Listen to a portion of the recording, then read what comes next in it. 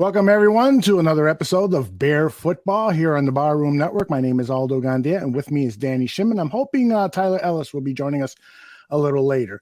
It was ugly. It was expected, and I don't find this game at all uninteresting. There's really a lot of things to talk about. We can make comparisons between, what a quarterback can do in this system, what Justin Fields can learn, and so forth. We talk a little bit about those things and in our halftime report, but we'll go over them now and look at the game completely.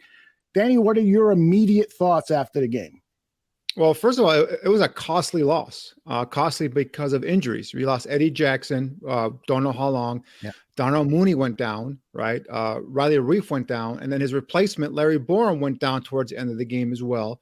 And then also Chase Claypool was seen, grimacing after a catch and then jogging gingerly on the sideline. So the Bears come out of this game battered and bruised, and it's another big deficit, right? Another big loss, 31-10. It's just at this point right now, that's 5 in a row.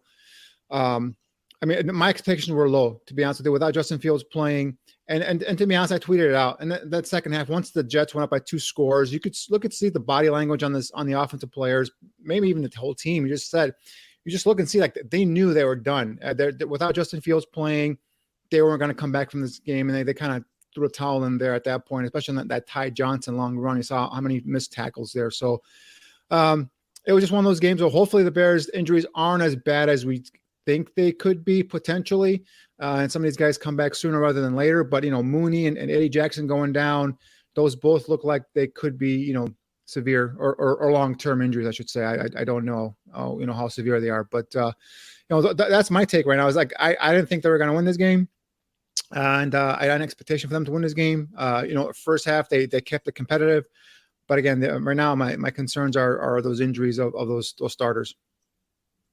Yeah, and I tweeted out partly as a joke, but also just to kind of get people's take on Justin Fields, is that there's not many NFL quarterbacks who could have helped the Bears win today's game. And part of the reason that I tweeted that out and asked people to weigh in a poll was because of all the injuries that happened in game. I mean, even at the start of the game with the issue of the starting quarterback suffering an oblique injury, and then whether he was going to start or Peterman, who was going to start, who truly has probably the worst statistics of any backup quarterback on an NFL team roster. So it started off with that weirdness, and as the game went on, as you mentioned, player started to fall down due to injury and some terrible playing conditions. No fault of MetLife Stadium, but just the weather was really bad. But at the same time, I agree with you that the offensive players and defensive players were shagging their shoulders a little bit. But at the same time, I did see a lot of fight in this team, or at least with some of the players. Did you not see that? Well, I mean, in certain players, right? I mean, like players like that are playing for their their NFL careers next year. I did see some of that as well. But I mean, I didn't mean they quit on the coaching staff. I just meant like they knew that they were not going to win this game, and they just were out there just kind of just competing, but they weren't out there to win the football game, and that's what I meant by that. So, and hopefully that didn't come across like they quit. I'm not trying to say that they quit. But guys like Jack Sanborn was all over the football field again. Once again, we talked about him at halftime. He had 10 tackles at halftime. I think his numbers for the game, he finished with 15 tackles. At the end of the game. So, I think Jalen Jones, the corner, played some sparring football there. Filling in for the injured Kyler Gordon. DeAndre Houston Carson to me came out, made some nice hits, some nice plays. There were some flashes of guys making some plays, but again, what we talked about all year, right? No pass rush.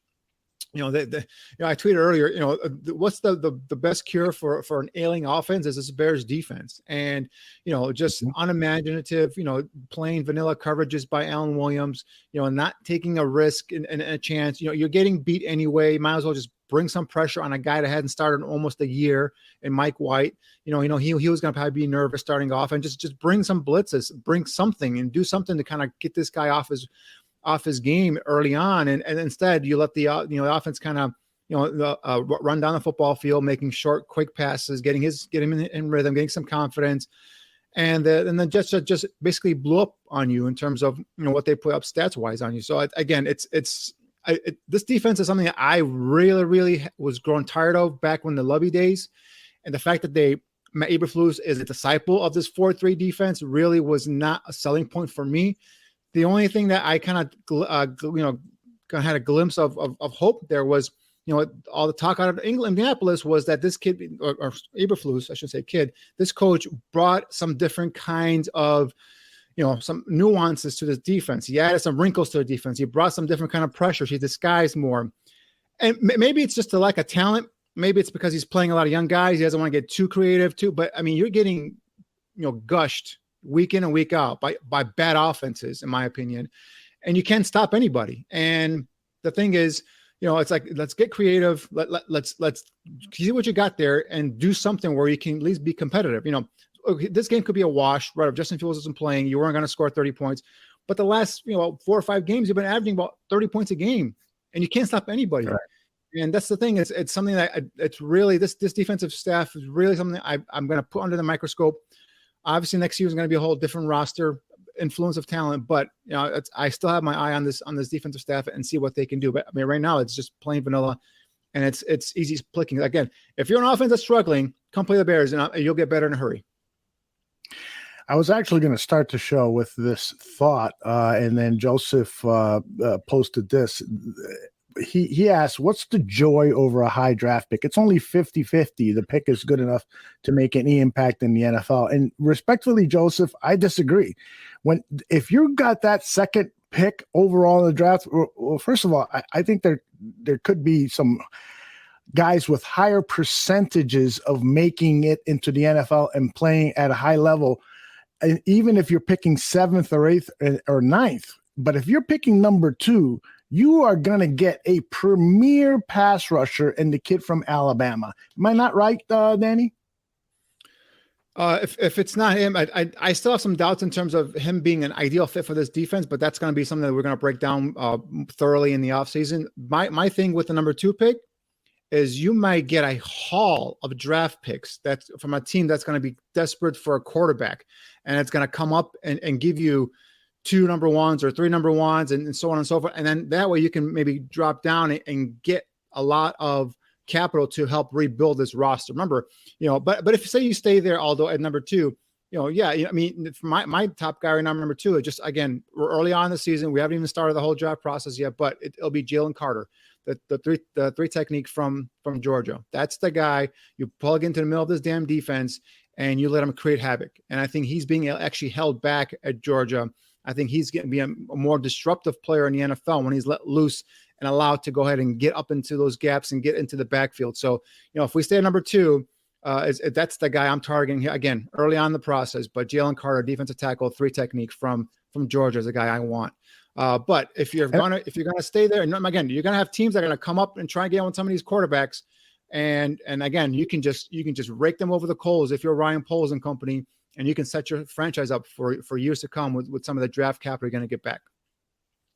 And I'm with you on that. I mean, that's the guy I'm targeting in the NFL draft. And so if you've got the 2nd overall pick, which is if the Panthers go on to lose, that's where the Bears would move up to currently. Of course, there's still a lot more football to play. But if you've got that 2nd overall pick, then you could potentially look at making a deal that would drop you 3-4 slots, and you can still get Carter, and then you can get some additional picks. That's why that 2nd overall pick is so huge. It is not only that, but you could, if you wanted to take a different route other than to draft and develop, that 2nd overall pick could bring you some really intriguing young professionals, young guys in the NFL that could help your team immediately. So there's that option too. I mean, right now, unfortunately, because the way I feel about the Chicago Bears team, I know that, we're not going to get many more victories if we even get one. And so I'm looking forward to the draft already. I'm looking forward to free agency. So I think that's what all of us fans, Danny, have to look forward to is what's going to happen in the postseason, and then look at these games for individual performance so that we can make the determination who's going to move forward with this team in 2023 and beyond. Am I wrong to look at it that way? Yes, that was my mindset coming in. Although you and I have talked about it, it was just the development of Justin Fields, and then wins and losses were secondary to me. Now, if you develop if you find out and you answer all your questions about Justin Fields, and again, some had questions, I didn't, but if those are all answered, if that's your quarterback and that's the way it's trending right now, and you have a top 2 or top 3 pick, it's even better because now you can just, and with all that cap space, you can kind of build on this roster, and again, wins and losses are something that a lot of fans are going to hold on to. Yes, it would be nice to win, and also develop at the same time. But in this NFL right now, the way that the roster was set up coming into the season, you knew Ryan Poles and company was just trying to set that tempo in terms of the mindset, the culture of what they want to build on this team, and then they're going to add on this upcoming offseason. And I think that's been my mindset, yours, I believe, as well. Although, and a lot of our listeners is that this offseason is where this team was. Yeah, that's often what was where this team was targeting to go ahead and build this roster. So these losses are going to be they made a great point today on the broadcast. The Jets last year were 4-12 under Robert Saleh's first year, and they went into the offseason. They got free agent. They have been in the draft, and they're 7-4 now, trending towards a playoff spot. So I think that's the kind of the model, if you will, that I think the Bears and Ryan Poles are following right now. Mm-hmm. All right, let's talk a little bit more about the game itself today. So the Bears are in it at the half. What happened in the third quarter that things like quickly got away? The Bears go out there on offense. It's 3 and out, and then the Jets come out on their first series. If I recall correctly, they take it downfield and score. But is this more because players just started dropping like flies on the Bears defensive roster, or is there more to this? Is it just that the Jets have a better roster and that's why we're losing to teams like the Jets and the Lions? Well, they just have a better roster talent wise. And I think that was something that was going to be the outcome for me. It was at least already forgiven in terms of what they were going to do. But however, talking about the halftime, what happens when we talked about it, they kind of got behind the chains a couple times. There were a couple of negative plays on offense.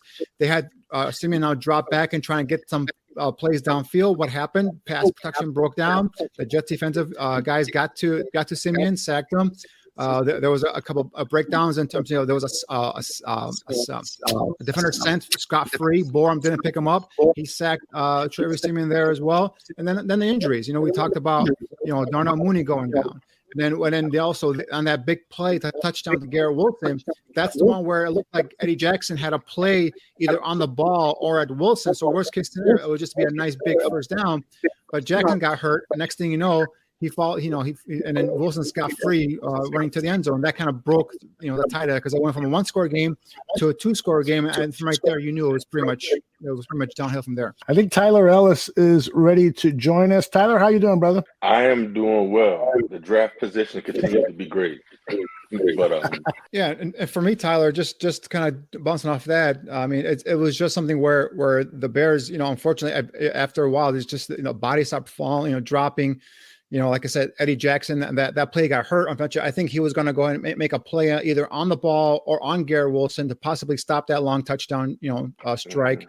Once it became 2 scores, I don't know if you noticed. Well, unfortunately, you weren't able to watch the game, but just from my point of view, it just looked like the Bears players on offense just kind of dropped their shoulders, and not that they quit on Matt Eberflus and the staff, but it just felt like they had an idea, like down 2 scores without Justin Fields, it was going to be hard for them to come back and win this game.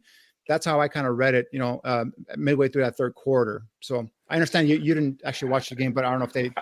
But no, I mean, when I finally got the video, it was still in another language. But from what I saw, it was just like there was no follow through, in my opinion, Danny. There was no follow through in terms of like, let's do it for the guys not playing. I mean, we saw the Jets. They didn't have that wasn't their starting quarterback. That wasn't even their second string, but they still rallied. It's because they like that guy better. That's what it looks like, Danny. But at the same time, you saw that guy come in and he didn't he didn't game manage.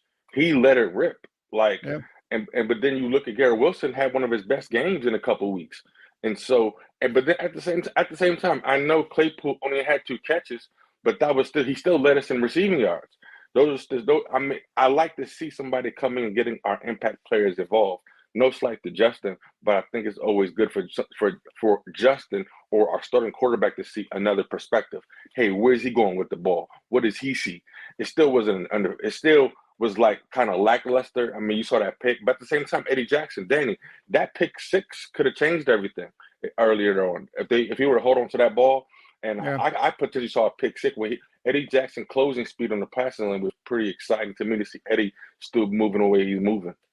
Yeah, with Jackson going down, that was tough. That's another veteran, another captain. You know, you take away Roquan Smith, you take away, you know, Robert Quinn from this defense. Now you take away Eddie Jackson, you take away a lot of, you know, take away three captains, you take away a lot of leadership there. So that was tough for them as well. But yeah, and in terms of the first half, what I did like, and something Aldo and I touched about on halftime, were things that Justin could look at with Trevor was just the fact that he was getting the ball out of his hands quickly. He wasn't touched in that first half. It was a pretty clean first half. It was a lot of quick hitting plays, and he was trusting his guys like Claypool and even Pringle to a certain extent where he threw the ball. They weren't open, but he gave him a one-on-one opportunity to make a play in football. Those are things I want Justin to kind of take from that part of it, where get the ball out of your hands, make your reads pre-snap, and then post-snap, get rid of the ball quickly.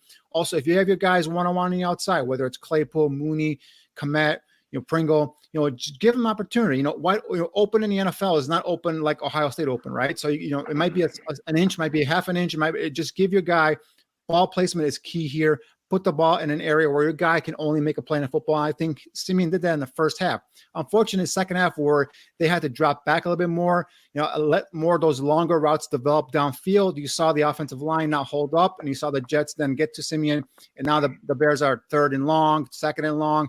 And I think that from there it was downhill. I mean, we're talking about a team that's trying to win their division. We're talking about a team that's not afraid of the Buffalo Bills. Like, they're second in their division. Like, I mean, they're batting with Miami and everything like that. But, like, give the Jets props. Like, nobody had them picked for how they're performing right now. And that front seven is ferocious. And at the same time, we see Roquan. I'm in Baltimore. I see Roquan Smith, and they are loving Roquan Smith over here. Like, he is a bright spot on that Ravens defense. He's a good player. And he's a good player. And so, but at the end of the day, we have to be real for where we're at. Like, we've been gutted. You know what I mean? Like you said, when we lose our defensive captain, like, that was it, Eddie Jackson. And so, but you may go to Jaden Johnson, who I think played well. But I didn't see or hear the second half adjustments that we would normally make. But at some point in time, it comes down to some talent. It comes down to talent at some point in time in the game. But you would just think we would have kept working hard, Danny, in terms of being in position. That's what this coaching staff talks about, putting players in position. I feel like this coaching staff can get a lot out of second tier, third tier guys.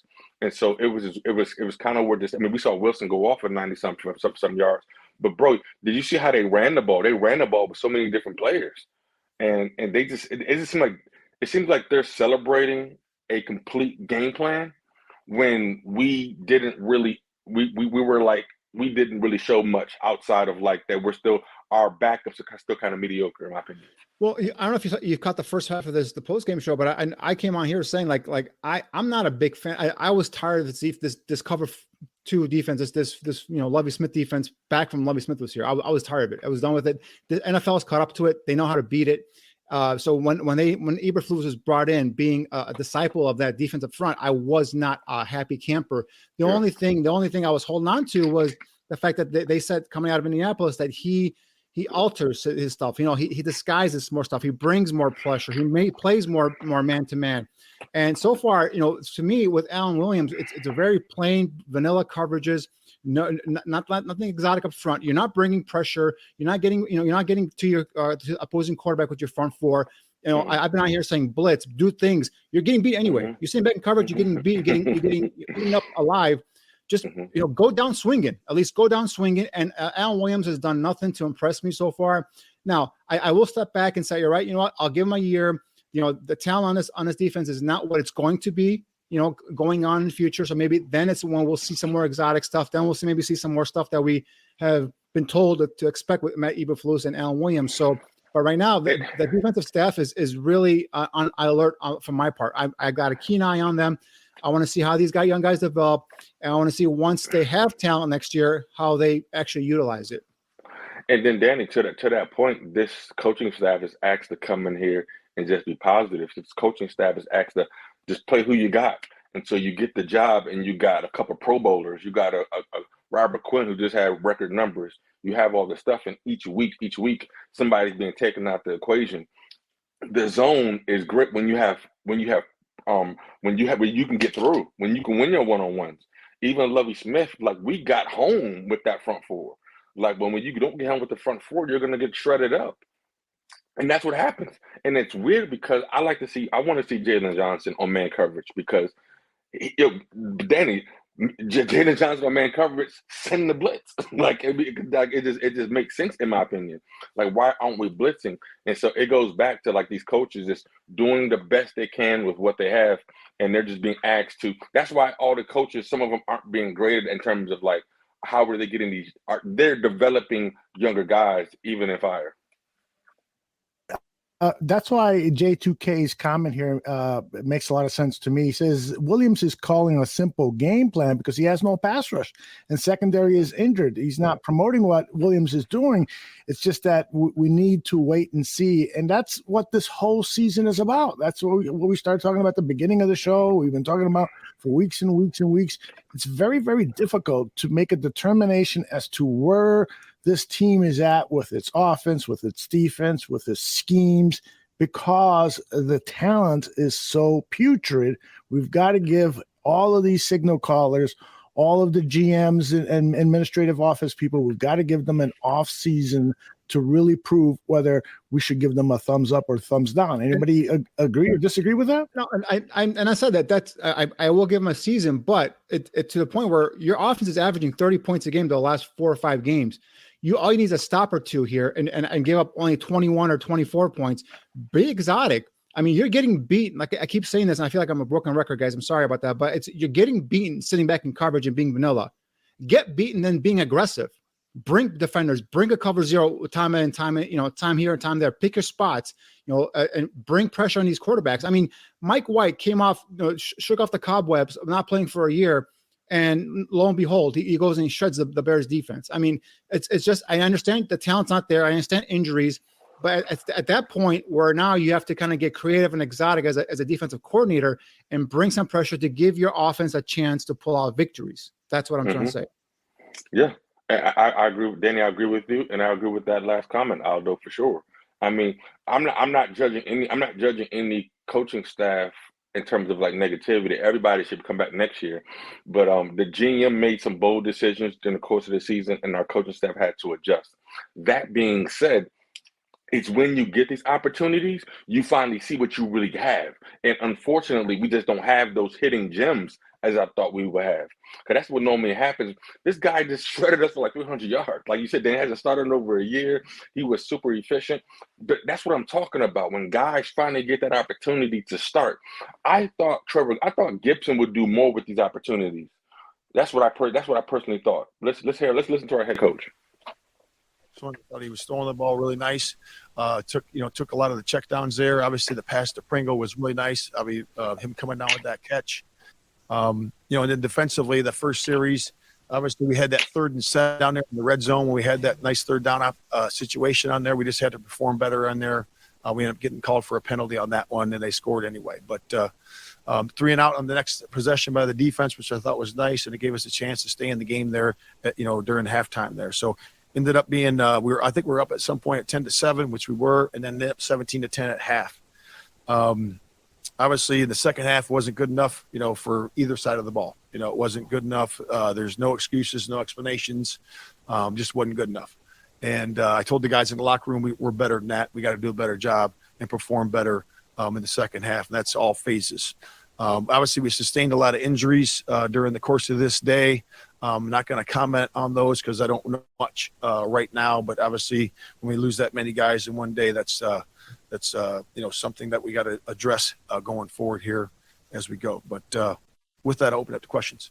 Could you take us through the process with Trevor starting, then not, and then the game time decision? Yeah, so during pregame warm-up, Trevor was out there, and I think it might have been before that. You had to ask him, but he ended up straining his oblique, So obviously when you're a passer, You know, that's obviously a big issue to throw the ball down the field. So he came in and got some medication, thought it was going to be okay. And then it ended up, as he went through pregame warmup, came back in, he felt like he was performing very well. And Nate was ready to go the whole time. So Nate was made aware of that. He was ready to go at the same time too. So that's where it is. With the way things trended this week, do you anticipate Justin's playing next week? Yeah, that's a good question. We think that he's getting better. Every single day. He felt better every single day. Just at the game time today, he wasn't ready to go to perform and protect himself. I suspect we'll see where it goes. I think we're going to leave it day to day, and we'll decide one day at a time. If he keeps progressing, then he's got an opportunity to do so. How did you think Trevor handled the whole uncertainty of the week? Yeah, I thought it was good. Obviously coming out there and really operating the offense the way we expected him to those first couple of drives, it's really a good sign that he was ready. He was ready to go. Luke did a nice job preparing him to get ready to go, and he did good. Coach, as the losses mount and now the injuries begin to mount, is there anything specifically that you can think of that come to mind, or something you can harken back on from your past to try to help you guys get through this moment? I mean, mentally, emotionally, more so than physically on the field, like just to keep the morale up, to keep the competitive juices flowing. Is that just an individual, each man has to do it for themselves, or is there something that needs to be done to keep this thing rolling? Yeah, I mean, it comes down to execution. It comes down to, like you said, the individual man. We have men of character in the locker room, which they've been battling the whole way, and we're going to continue to rely on that for sure. And then when it comes down to daily practice and daily habits, what are you doing every single day to get better? And then you have to rely on that, on the leadership in the locker room, the leadership of the coaches, and just do it that way. Not the uncertainty about quarterback, whether it was Justin or Trevor or Nathan. How did you guys manage that in a couple hours before the game? Just communication, just talking to each other and say, hey, this is what happened, during warmups, and this is what we can, with medication, we could potentially, be okay with this, and just kind of work it from there. Just communicate all the way around. How did that happen to you as an assistant? Anywhere where the quarterback gets hurt during warmups and you've already got somebody inactive? No, that has not happened. No. You guys have been pretty competitive most of the year. The second half, things kind of got away from you. What bothers you most about the way the second half unfolded? Yeah, I was already saying that before. I was just saying that, the first half was competitive. We're in it. I thought our offense did a good job driving the ball a couple of times versus a very good defense. We had a 3 and out, did a nice job. We end up, they drove the ball but missed the field goal. So I thought we were very competitive there. And the second half just wasn't good enough. It wasn't good enough. We didn't tackle well enough on defense, didn't play good enough third down defense. Obviously, we had a bunch of 3 or 4 and outs on offense. We mounted the drive there when we had a 2-minute drive going there a little bit. But at that point, when you're down by 21, you're going to go for it pretty much on every – because you're out of possessions. And we did that. We ended up getting one or two of them and not getting another one. So we just got to operate better. And doesn't like this turf. What do you think of it? And do you think it had anything to do with Eddie's injury? Yeah, I'm not going to comment on that. I know the union, has their own opinions on things. And, again, I'm coaching the football team, and this is what the turf is out there. We got to play on it. Not specifically on their injuries, but when leaders like Eddie and Darnell go down, how tough is that to overcome? No, yeah, whenever you have somebody go down, that's a good player. Both those guys are really good players. Number one, Eddie's been a really good player for us this year. Darnell is our leading receiver, and he's done a great job. When you lose the production of those guys, number one, that always hurts, and then also the leadership part of it. Those guys have been great in the locker room. They're great teammates. They really are encouraging to others, and they really are model the behavior we wish to see. So they're good. Forgive me if this was asked at the very beginning. How close was Justin? Was he to being able to play?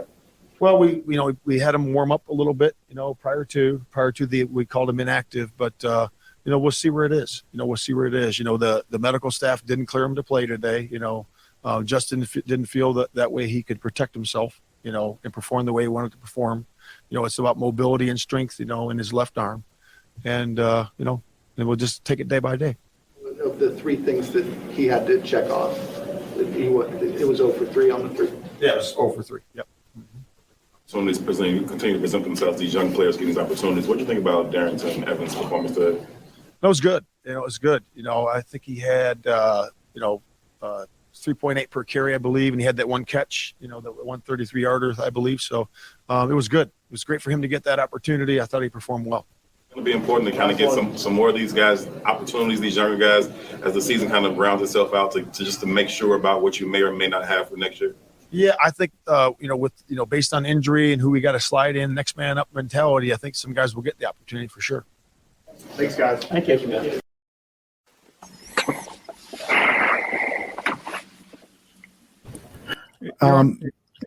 Tyler, I'm sorry. I was going to ask Tyler a question. Tyler, I saw you nodding your head when he was talking about men need to step up and so forth. I know that made an impression on you, right, Tyler?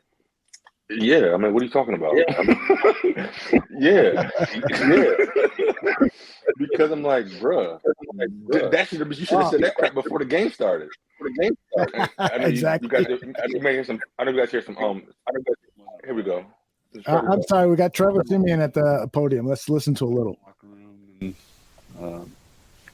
Figured something wasn't right again, but gave it a go, and that was that. You get a shot to calm it down. No shot. I don't think you shoot your ribs. But no, I didn't get a shot. Just a medicine. Yeah. How much did it bother you throughout the game? A little bit. But yeah, I mean, honestly, I'm more embarrassed. You get an injury. I got guys in there that are playing, what are we, week 12, 13, going through hell.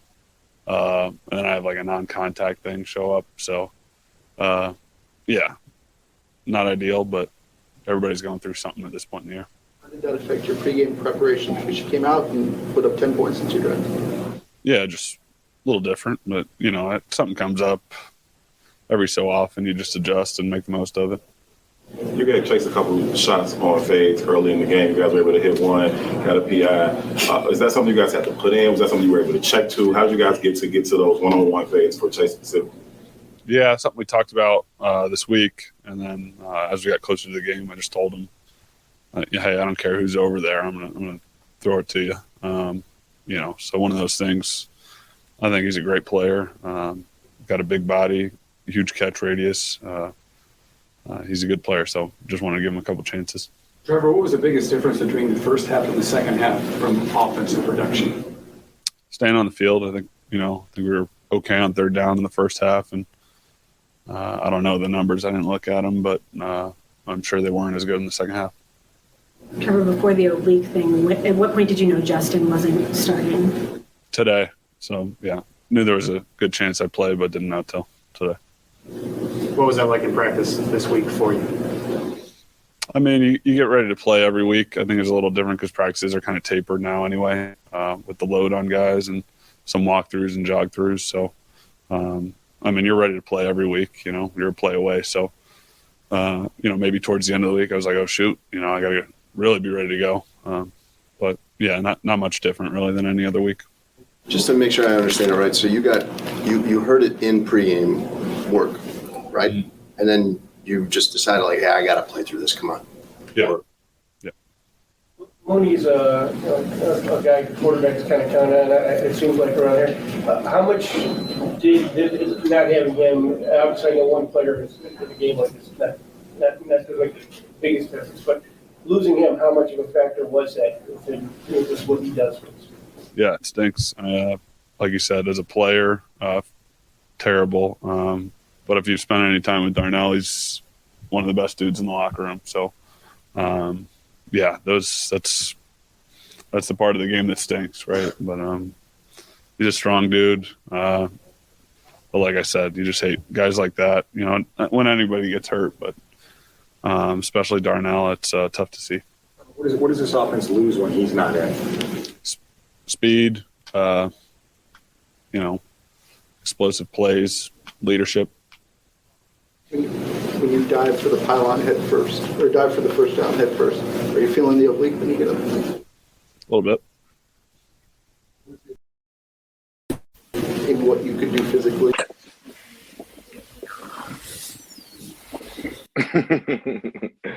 Danny, what do you think, bro? Yeah, it's just some of the questions make me laugh.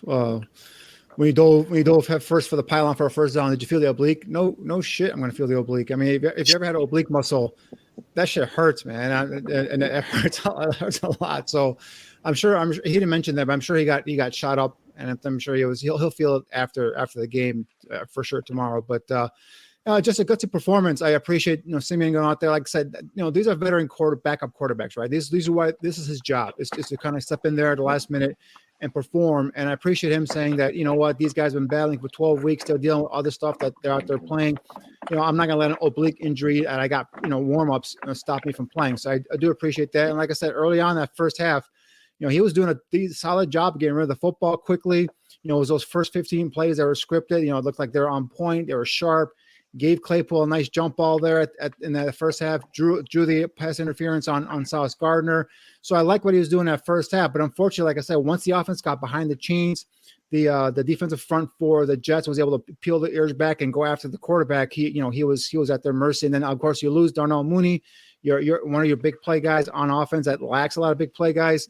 It makes it much tougher for them to perform. So he's a veteran quarterback that knows how to get prepared, and that's what you need him for. That's what these guys are there for. He's been in the league for 8 years, and if the Bears decide to re-up him to bring him back, for next year as a backup to Justin, I'm okay with that as well.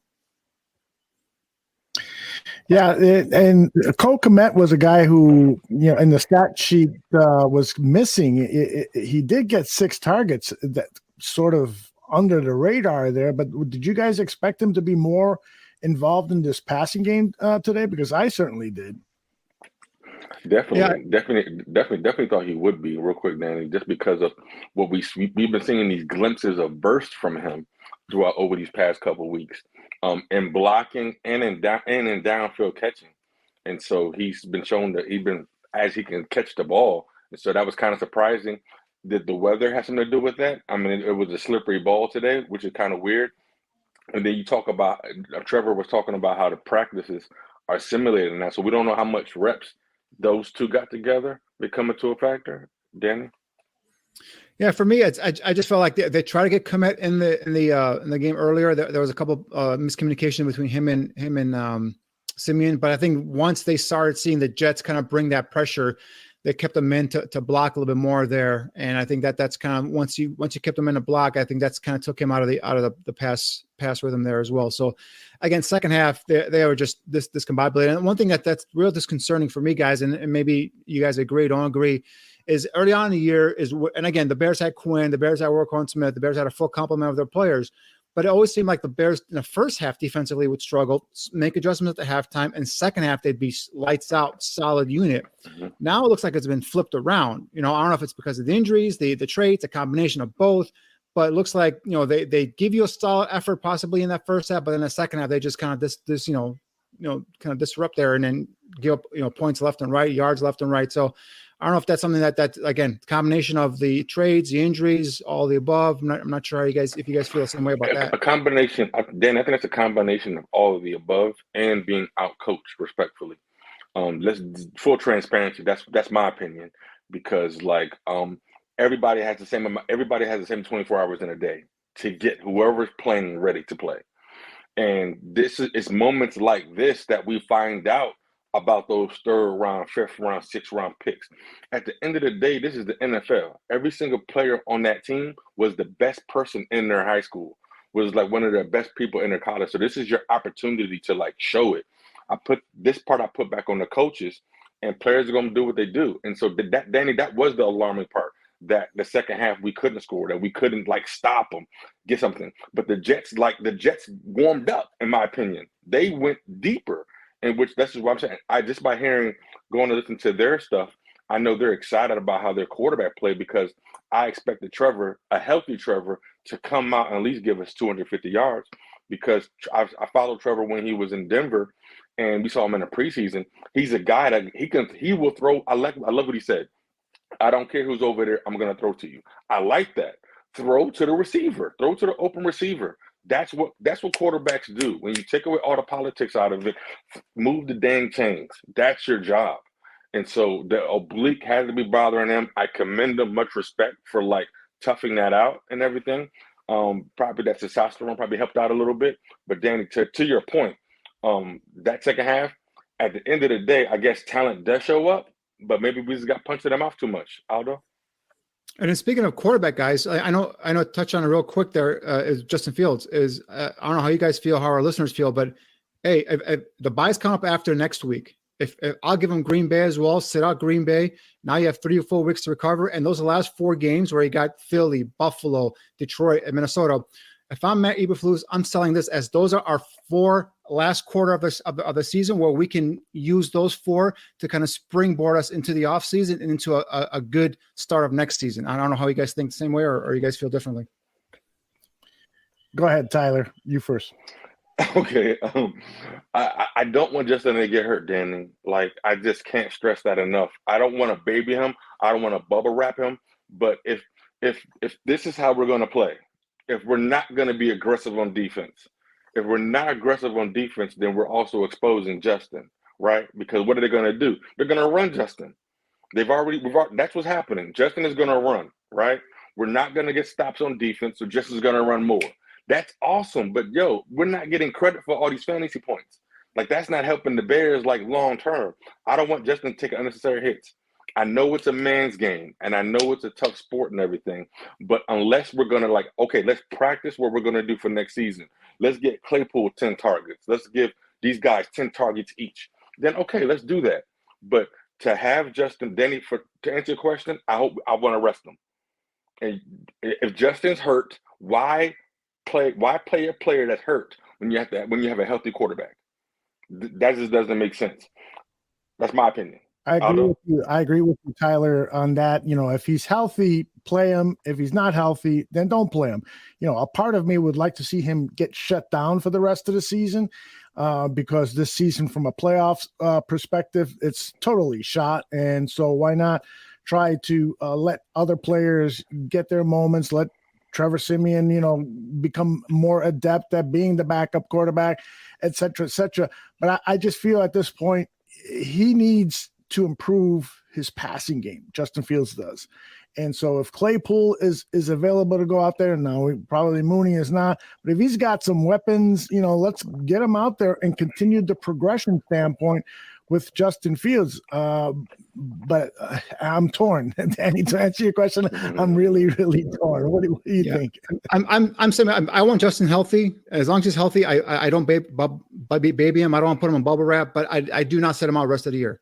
I do not set him out the rest of the year because he's got this momentum building here. There are still areas in the game we've touched on it multiple times where he needs to get better at. And I think just giving him 4 more shots. If for example, if you set him out the next game against Green Bay, give him the bye as well to kind of rest up and give him the last 4 games of the season to go ahead and 4 more opportunities to kind of, practice by fire, if you will, right? Get out there and kind of work on his game and get better and better for next season where hopefully you are contending for a playoff position. That's what I see. But as long as he's healthy, right? I'm with you guys. But I don't want him going out there 80% and trying to take on the Eagles or the Buffalo Bills. Well, Danny, he will be he will be 80% because he tore soft tissue. That's not healing in 2 weeks. So he won't be 100%. We have to understand. Let's just get that clear right now. Maybe you're right. I was giving him 3 weeks because I was going to give him the bye as well. Give him this week, Green Bay, but I know that's like a 5-week injury, most likely. Yeah. And then he's going to come back and run the football. Right. I first of all, I want to see Justin play. It's exciting. Like, we have a franchise quarterback. Like, I want to see Justin play. He gives us a chance to win. I absolutely love it. But like, hamstring, I think that's not getting any publicity whatsoever. But a shoulder, we're talking about like not just throwing the ball, but when you fall to the ground, our instinct is to put our hands down. That shock alone could do something. And like, but the fact that he was this close to playing, Tyler, this week, which I feel is the warrior part of it, or that could have been for the competitive benefit, but he shouldn't have been. Because he shouldn't have been. Like, just take him out, period. Because he would have played for what? But Danny, with that defense. I said it last week. I said don't play him against the Jets. Whatever you do, don't play him against the Jets. I even said don't play him against the Packers if you have to. I just give him the full 3 weeks to rest up and get ready to go. I just want him to kind of continue his elevation, right? Continue his projection upwards. And then I would like to see that last 4 games where you're facing 2 playoff-bound teams or 3 playoff-bound teams and a resurgent Detroit team. Those are good competition for him and this Bears offense. And again, if he's minus Mooney, we don't know how serious that is. If he's minus Reef, if he's minus a lot of starters, maybe it's a moot point, right? But it's the other thing is like, I want him to go up against those big guys, those big boys, and see how he does against those guys. And that's going to give him more confidence, give him the offense more confidence, and give the coaching staff a better idea of what they need to do in the offseason to build this complete unit around him. That's what I was looking at. I 1,000% agree. That's data. It's great data for everybody on the football team. I mean, guys, the Detroit Lions, they damn near beat the Buffalo Bills on Thanksgiving. Like, I don't think we can make fun of Don Burr much longer, guys. I don't think we can make fun of him very much longer. I think the Lions are coming. They are coming because guess what? They've been, when you're bad for so long, eventually these first round, second round picks start to show up when you have good coaching.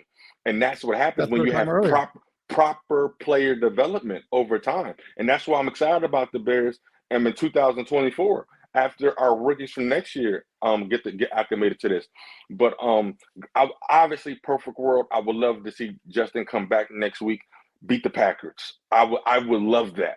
That would be awesome. But I just don't want this man hurt. With this, it'd be different if our defense was here, Danny, because with all those teams you said, those are high-powered offenses. Those are high-powered offenses. Each of those teams. But I'm not looking to win, Tyler. To be honest with you, to full transparent, I'm not looking to win. I'm looking for him to play well against those teams, and then the offense continue to gel and build around him. And then because we know defensively, it's going to be a whole restructure in terms of what's going to happen. Right. I mean, other than Eddie Jackson, Jalen Johnson, maybe what's the name? The 2 rookies. Sanborn.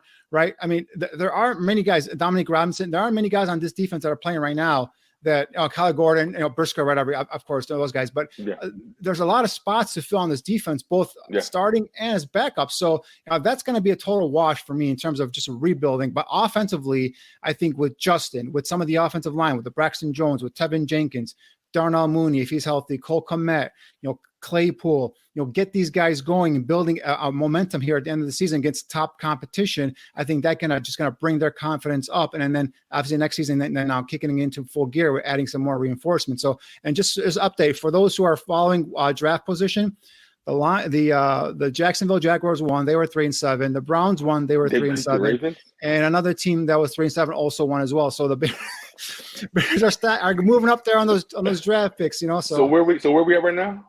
I think 2. Hey, sit Justin. Tyler just went to full tank mode right now. He's like, it's a good thing for everybody. Don't even show up. Just forfeit the game. No, before we get out of here, I'm just saying, before we get out of here, HR had a question regarding Al-Qadim Mohammed. Would he be a better fit as a Sam or Will linebacker instead of an edge guy? Because the guy is making no impact at all as a pass rusher. Tyler, I know you've played linebacker. Danny, I know you've scouted a million of them. What do you guys think? In my opinion, I think he'd be great in that Will position just because that's where the coaches said where the defense funnels that attention to. He's not getting anything as a pass rusher, but he is a good tackler. That Will position in our defense, that's your job. That's where the tackles are going to end up. And so, in my opinion, he will be very decent at that Will position. However, but that also goes back to how is he in the zone? We're playing zone. We're not blitzing all the time. We're not doing pressure all the time. So he's going to be asked to do a lot of different things. But in that Will position, and so he's one of those guys that is on the fence. Because I do see a complete defensive overhaul. I do see a lot having a young talent starting this year. Danny? For me, his best position is on the bench, guys. He was a situational pass rusher with the Colts, and that's where he had 7 sacks last year. And I think that's the role he's going to be kind of privy to here and going in the future if he's still on his roster, because I believe it was a 1-year contract with him. But he's a guy that he's not going to be a starting defensive end next year when his defense is good. So once you have your bookend ends, he's a guy you could bring in on situational pass rushing moments, 3rd and long, 2nd and long, and let him kind of just pull his earbacks and go after the quarterback, because he's not a defensive end, not a starting defensive end. And guys, a quick question, something that's been on my heart for the past couple of weeks. And this is something that I've always noticed in the NFL. whenever a player is on like a contract year, depending on the organization, they start to use you less. We saw that's what we did with A-Rod.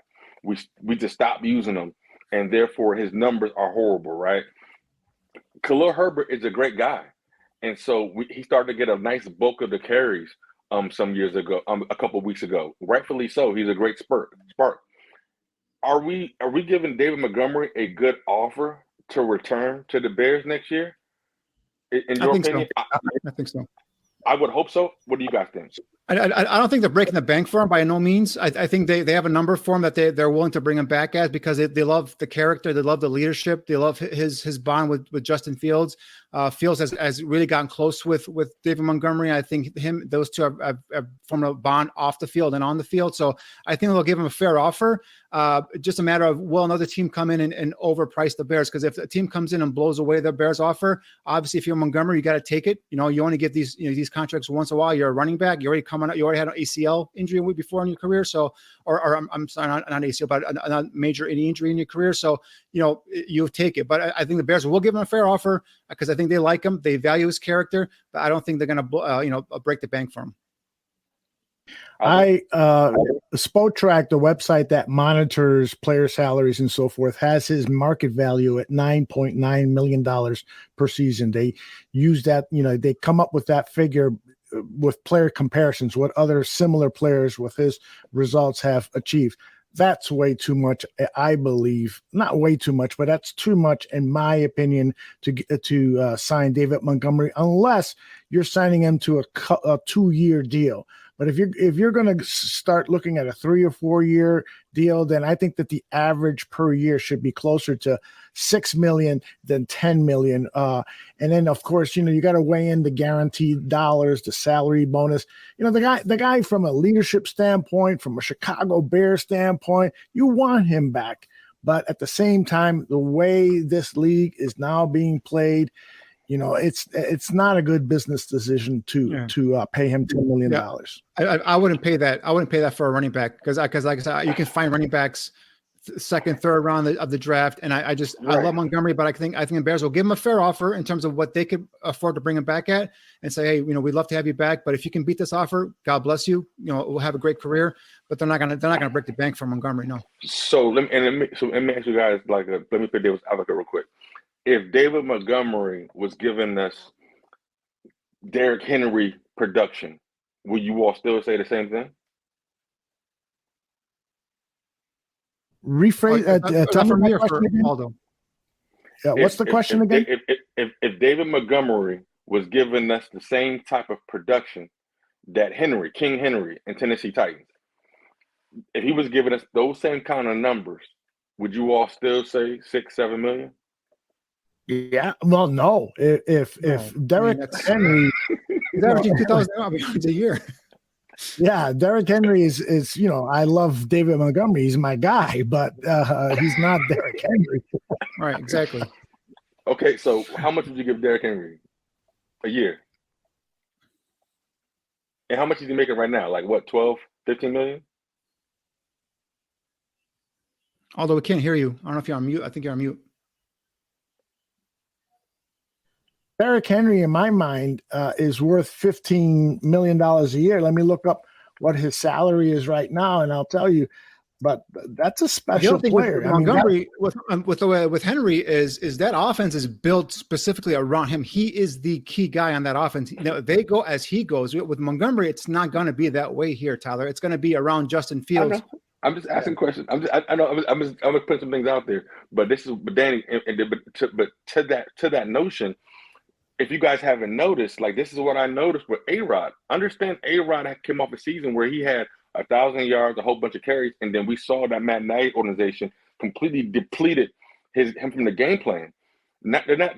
David is just so positive. He's like, man, whatever I don't worry about, it's going to hands up. David has already shown whatever they give me, I'm going to take pretty much. But guys, I've seen plays where I'm like, why did they let David run it? First, it was Herbert giving carries, then Justin's doing the carries. These hurt. We all say teamwork, kumbaya. It doesn't matter. But when it comes to negotiation time, it goes back to how many touchdowns do you got? How many yards do you got? And so, but all I'm saying is these touchdowns that are being spread out, if David would have got these opportunities, he could have more leverage. But because they've taken those opportunities away, he has less to work with. That's all I'm saying. Are you all noticing that pattern with the NFL as a quote unquote business?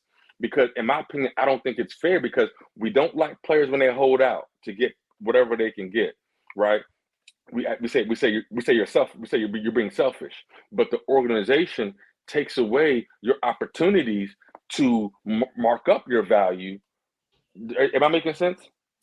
Well, the one, see, I'm looking at kind of flip side there, Tyler. I'm looking at they're saying, all right, you know what, we love Monty. We might not re-sign him. We're not going to just run him to the ground, right? They're putting him with split carries at the time with Herbert, and I think they're not taking up a lot of traction or putting a lot of traction on his tires or wear and tear on his body, if you will. So I think that's how I'm looking at it. Where the Bears are saying, you know what, you may not be in our future plans depending on what happens this offseason, so we're not going to just kill you and run you 30 times. And you know, we have Herbert, a capable backup who might be our feature back next year. We have Darren Evans, who came off the bench today and provided a little bit of a spark, I think, there as well. They like the young kid Ebner as well. So I think they're going to just kind of split those carries and then go with Fields taking 7 to 10 carries a game as well. So I think that's kind of working in both favors. And I think Montgomery might be a little bit appreciative of the fact that they're not running him into the ground. So, you know, we'll see how it is as well. But the thing about A-Rob, though, the thing about Allen Robinson, though, real quick, is was Matt Nagy wrong? Because what has Allen Robinson done in L.A.? Not much. Bro, that whole offense is horrible. I mean, it's not forget about L.A. First of all, he's hurt. Stafford, Cooper Kupp is still making plays, though, dude. That's it. I mean, they were winning and losing with Cooper Kupp. Right. But Allen Robinson is a proven commodity. Like I've just listened to their stuff, and they've gone like, bro, he's not.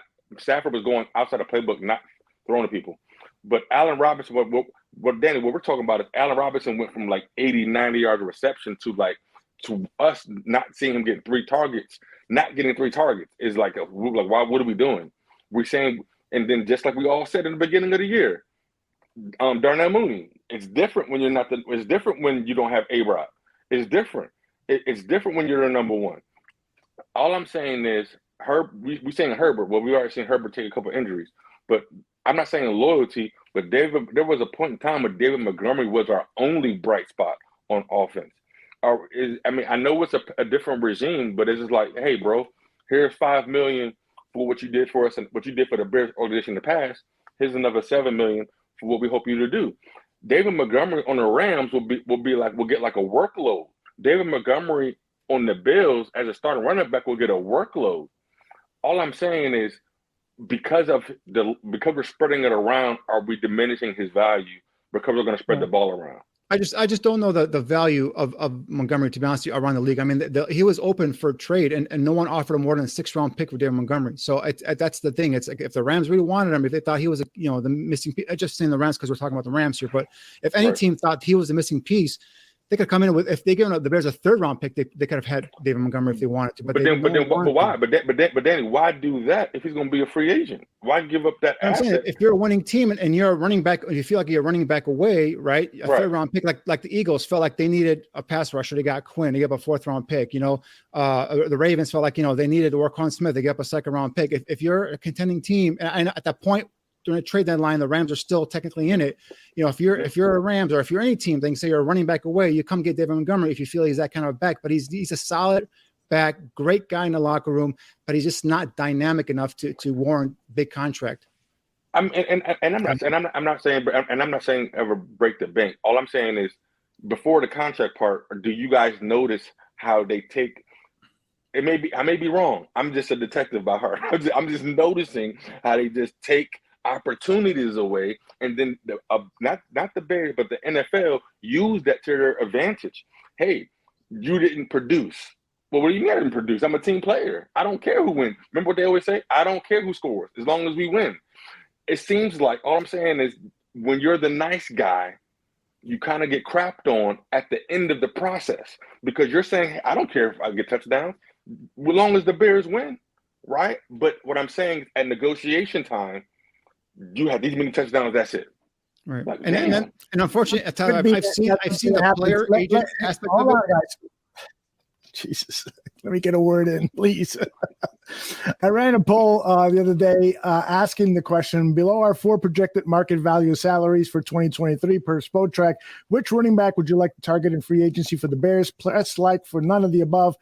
Tony Pollard at $7.7 million. That's what Spotrac is forecasting he will make in 2023. He got 48% of the vote.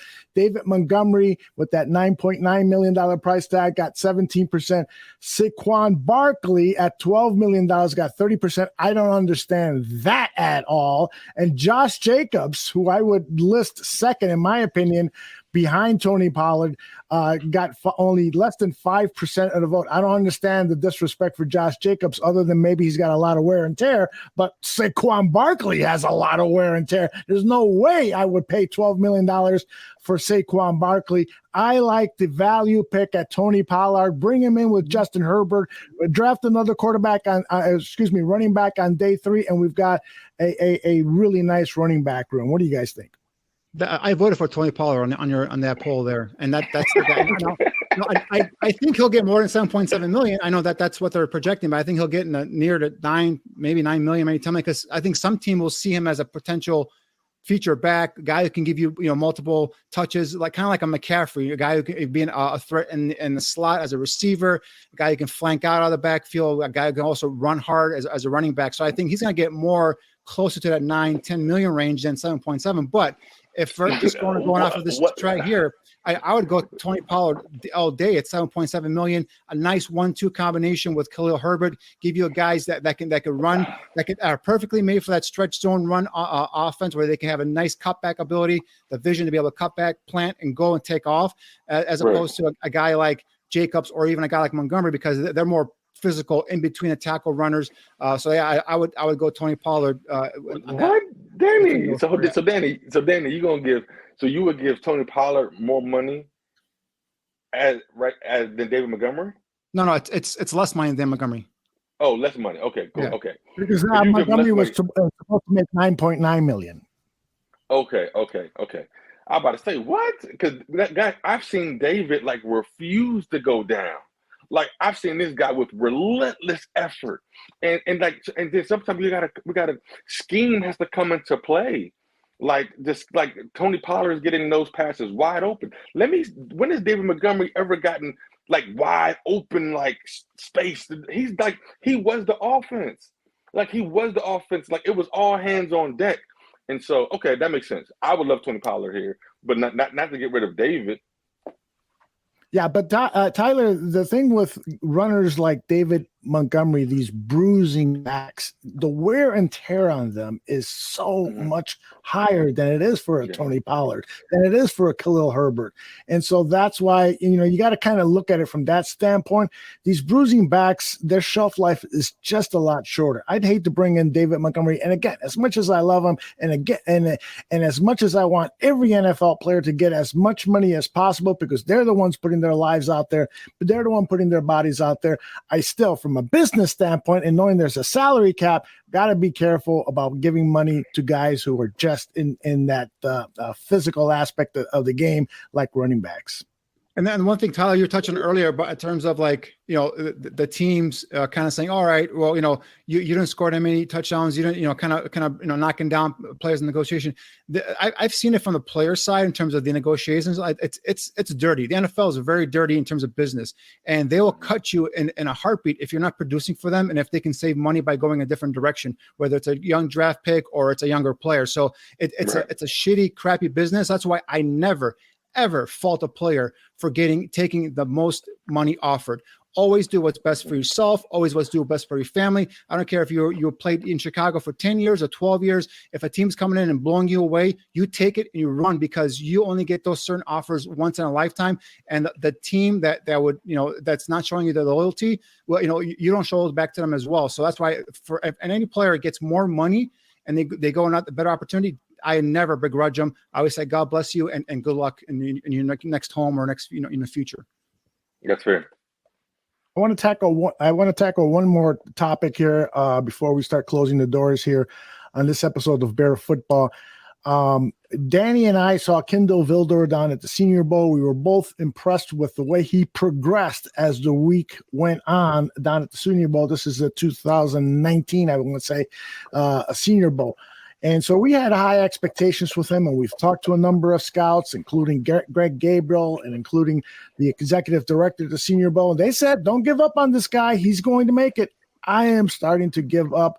Danny, your thoughts first, and then Tyler.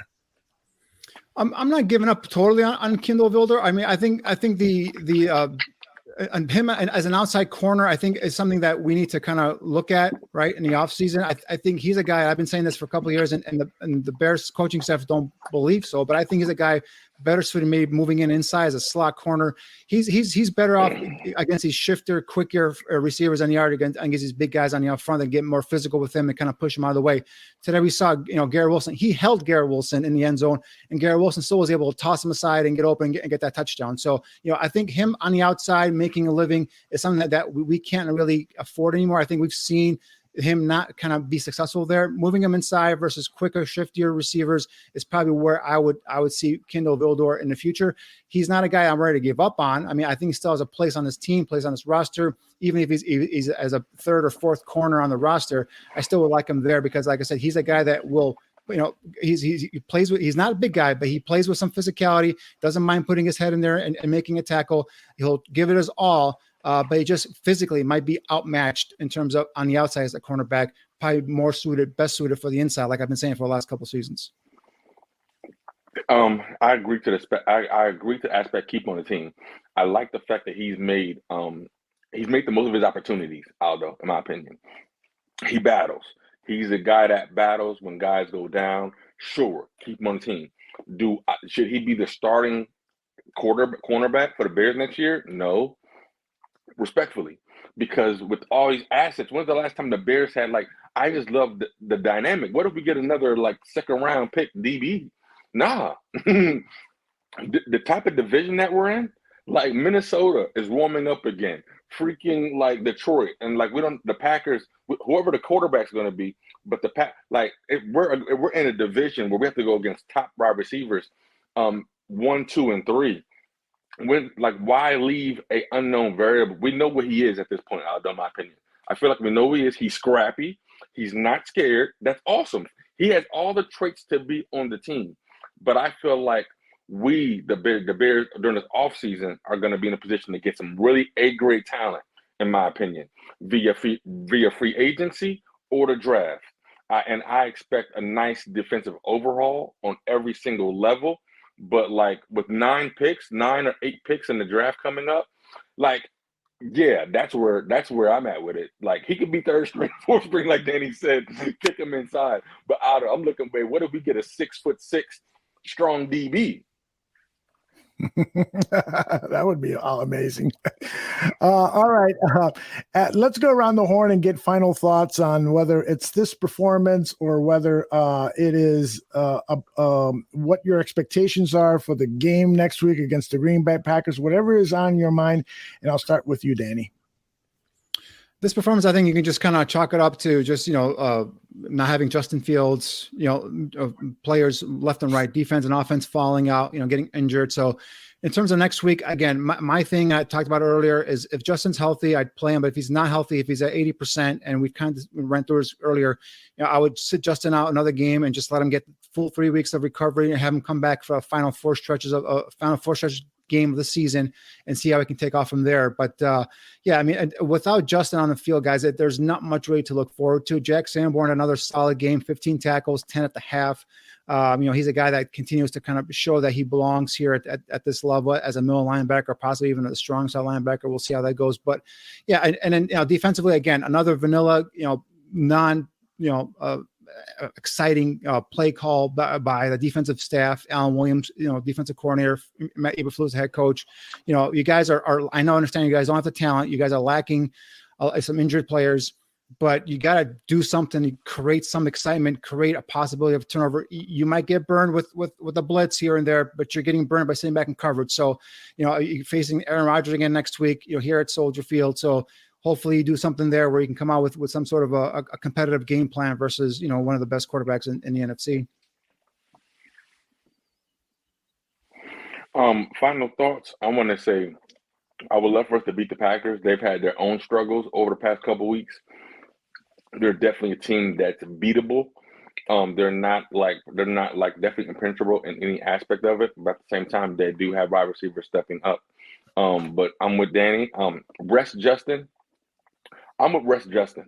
But if Justin wants to say, "Freak it, let me go punch Aaron Rodgers," and if Justin Fields play, we freaking better win because it's all deck on the table. But I won't be mad if we sit him down. And so, just the outlook, I know the coaching staff is gathering data. There's no point to get upset over these losses. We currently have the number 2 draft pick. That kind of excites me. Next week, I'll ask Danny where we're going with that pick. Is that offensive line? Is that too high for offensive line? That's what what do we do with that pick? That's what I want to ask Danny right now. And so, all in all, we'll be here either way, win, lose, or draw. It'll be really, really dope to beat the Packers. And that's it. It's Packer week, but at the same time, we're a depleted Bears defense, and the Packers are trying to do whatever it takes to make it to the playoffs. And so it'll be great to play spoiler, and we're excited about it. I can't tell you how much I hate Aaron Rodgers. And this isn't something that I used to say years ago because I was so in awe of his talent and appreciate great quarterbacking play, and that's what he delivered. But over the last 2-3 years, he's just become a nuisance. The way he's playing politics, the way he's playing the media, the way he thinks he's a narcissist, and I've gotten sick of that. And the fact that he's bragging about taking some psychotropic drug, and young kids are listening to that and may want to try ayahuasca because of Aaron Rodgers. I just now dislike the guy so intensely that this game next Sunday is my Super Bowl. I want to beat the Packers, and I hope that it's Justin Fields beating Aaron Rodgers and the Green Bay Packers. I'm sick and tired of the dominance that team and that quarterback and the previous idiot quarterback that they have had over the Chicago Bears. So that's what I'm hoping for most and foremost. I would love it if Justin Fields came in and we beat the Packers 31-whatever, and then you can go ahead and mothball Justin Fields the rest of the season. But that's how I feel as a fan. That's how I feel. And tomorrow it'll be Greg Gabriel and myself in the afternoon. We'll be talking about this game and also looking forward. Greg has also started to provide little morsels of draft information because he's been studying some teams for some players for a client. And then later this week, Danny and I are planning a Bear Truth show. So we'll look at some tape and talk more. And then, of course, next week, it'll be the three of us. John Buffone has one more week off, so the three of us will be back after that Packer game, and hopefully Tyler, Danny, and myself are toasting a win over the Green Bay Packers. Guys, you are the absolute best. Really enjoy doing these with you and filling in for John Buffone. I will let everybody know that you can catch this on a replay on audio podcast and all of our live programming. The best thing to do is subscribe to the Barroom Network's YouTube channel, and you'll get alerts on whatever device you use. And then you can join us in the chat room. And thanks to everybody in the chat room. You guys are fantastic. So for Danny, Tyler, myself, take care, everybody.